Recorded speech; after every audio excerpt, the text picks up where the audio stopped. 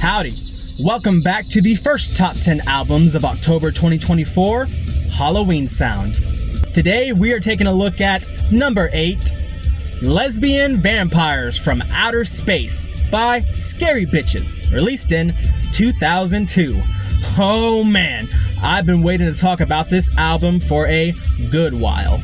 I knew about Lesbian Vampyres all the way when they dropped that music video on YouTube so long ago. I just never gave them the time of day, and I am kicking myself for not doing so because this is one of the most fun records that I've ever listened to in my life. Let's see why and get into it. This is Lesbian Vampyres from Outer Space.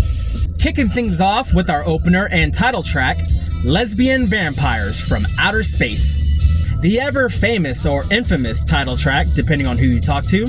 But really, what's not to love? This has one of the most catchiest riffs I've ever heard in my life. It makes me want to dance every single time.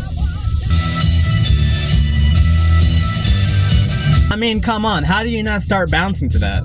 That keyboard line is as legendary as the vocals. You really gotta give this song a listen to. They are telling stories with this one. Singer Almageddon, please correct me if I'm pronouncing that wrong, but she has an abundance of personality that just shines throughout each song of this record. Lesbian vampires from outer space. I love the way she says space. She's like space. Like I said, just an abundance of personality. Those lyrics, man, they're just talking about lesbian vampires coming from outer space. You really don't need any type of metaphors or complicated similes for this. Just hot vampires coming to take your bitches. But just because you are a dude does not mean that you are safe. Because apparently next week, it's the gay boy vampires' turn to take a bite out of things. And all I gotta say is, bring it. So yeah, Lesbian Vampyres, I can't say any more about this record. Moving on. After Lesbian Vampyres, you have Werewolf, and you really gotta check out this opening. It really is the definition of ethereal.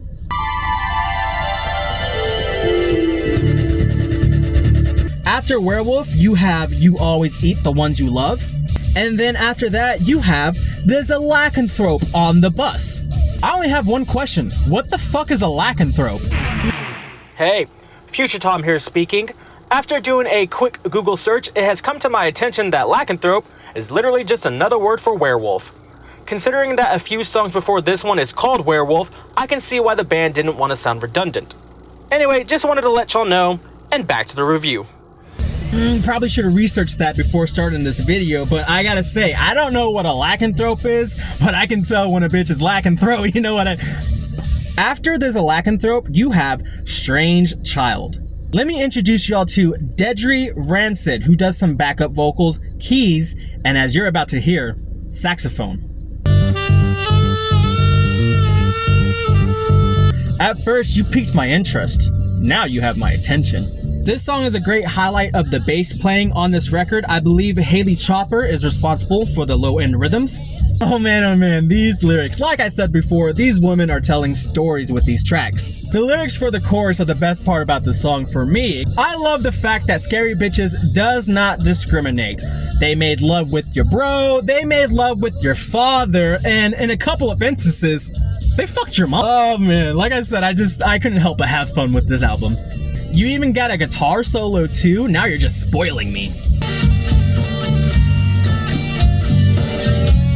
Oh man, this is just such a great track. It's so awesome that you forget the song is kind of about a mutant reptile devil baby. Either way, it could be about paint drying on a wall. I'm gonna find enjoyment with this track. After Strange Child, you have Piss All Over Your Grave. Whoever made Alma fucking pissed, yeah, they have hell to pay. I mean, this song really is just a diss track that is hidden in electric goth rock form. She talks about performing hexes on this dude, and even if it doesn't work all the time, it is just like a good release, you know? It's kind of like writing an angry letter that you don't send to somebody, just make a voodoo doll of somebody. You just don't stick the pins in it yet. Same thing cannot be said for the poor individual that pissed Alma off because she is going in on this motherfucker. She just can't wait for the day that this person dies so they can dance and sing and piss all over your grave.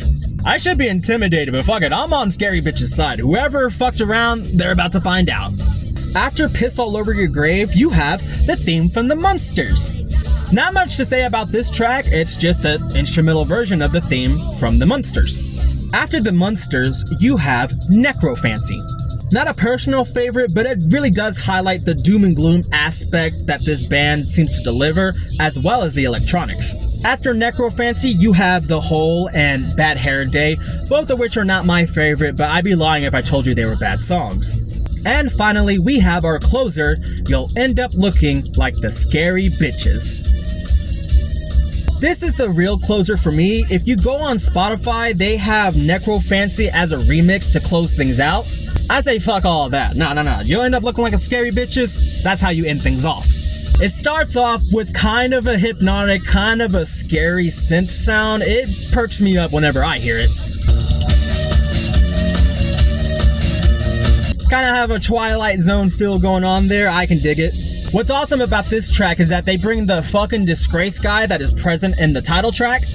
You'll end up looking like a scary bitches. It's cool that he kind of reprises his role from the title track with that line.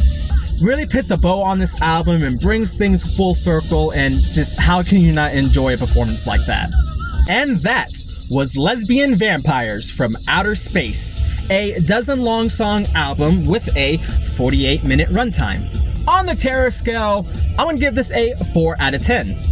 A lot of it is having fun, but whenever you take a lot of these sounds that come from the album, and especially when it comes to the lyrical content, some of it can put you on edge, not gonna lie.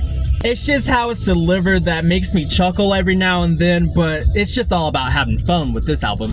It doesn't matter if you're a lesbian vampire, if you're a gay vampire, if you're a straight vampire, you're gonna have fun with this album no matter what.